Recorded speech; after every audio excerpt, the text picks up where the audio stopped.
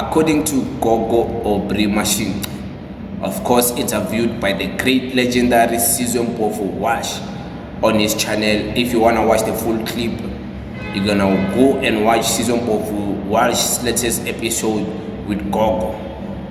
So the Gogo is saying that he has always known and always seen and always heard rumors that Floyd Shivambu is an industry plant within the EFF.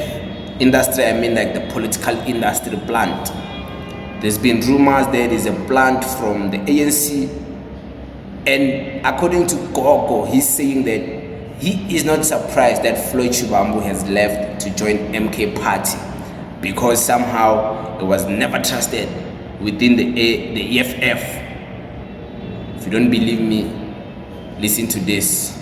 Floyd Shivambu's move, because I think that was probably one of the biggest moments in South African politics this year, if not for many years to come. I think this year will be about the election, the formation of the government, and MK, but also the move from EFF to MK. And I don't know if we've diagnosed and reflected on that move sufficiently, because it confounded my expectations. I'll be the first to admit. When I heard that, I was truly shocked. I wasn't. For me, it has been coming for a long time. I will say this. I think we can say this now. Yeah. There has been a whispering campaign against Floyd Shivambu for many years within the EFF. I will not venture into who was behind the whispering campaign, even though my sources at different times have told me who was behind the whispering campaign. I think for me, what is more important is the content of the whispering campaign. And for quite a long time, since 2013, the sense I got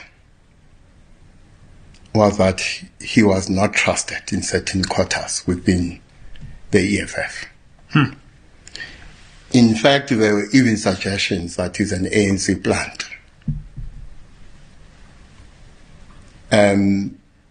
Now, those suggestions, by the way, have been resuscitated since he left.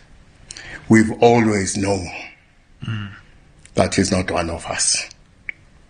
We've always known that he's a mole, he's an ANC plant. So that has been with us since 2013.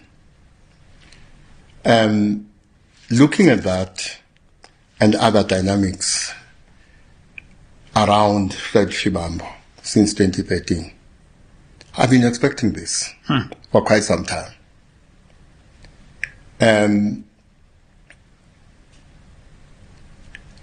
will say this only because I've said it publicly before in another interview. I have argued that Julius Malema is the greatest asset of the EFF. I have also argued that Julius Malema is the greatest threat to the EFF and the greatest weakness of the EFF. I have argued that. I still maintain that is the case.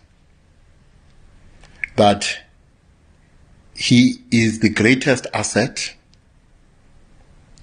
to the EFF, less so after this election, by the way. He is not an asset to the EFF in the way I would have said he was prior to this election. But as we went into this election, my own calculation is that he had become more a threat than an asset to the EFF. And simply because There is one thing our political parties don't do well, particularly those who come out of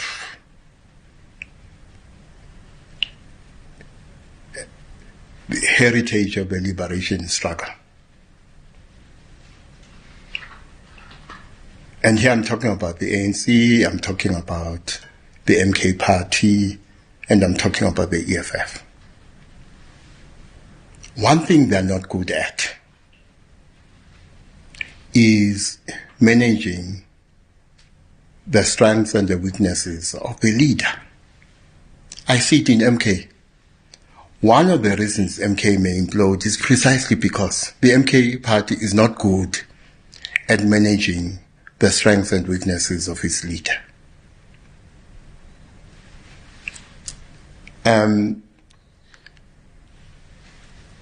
Very few organizations at a collective level survive the weaknesses of the leader. But many organizations will do better despite the weaknesses of the leader, if those weaknesses are managed well and the strengths of such a leader are managed well. But I find that with the ANC and with MK and the EFF, there is a failure to manage the weaknesses of the leader and a failure to foreground more effective the strengths of the leaders. And I'm not surprised. There has been a conscious and an unconscious internalization of the liberation movement model by the MK party, by the ANC, and by the EFF. Unfortunately, this internalization has happened also with regard to elements of the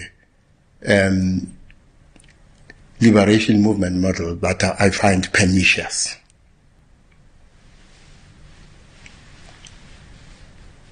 Just to touch on one or two elements of the liberation movement model. The liberation movement is the people, and the people are the liberation movement. The liberation movement will always act in the interest of in the best interest of the people, and the people in turn will always act in the best interests of the liberation movement, because the two sets of interests are not separable. At its worst, the liberation movement says the leader is the liberation movement, and the liberation movement is the leader. I've seen this in the ANC. I see it in the MK party today. I've seen it in the EFF. So these parties that come from this heritage have internalized things about the liberation movement model they shouldn't internalize because they're problematic. Because one of the things the liberation movement model did not take into account sufficiently is that of the agency of those on whose behalf they act, or those they purport to represent, or whose interests they represent. So the language used by the ANC in the language of the National Democratic Revolution is that the people are the key motive force of the revolution. Now, when you listen to the EFF and the MK party, you hear variations on the same theme.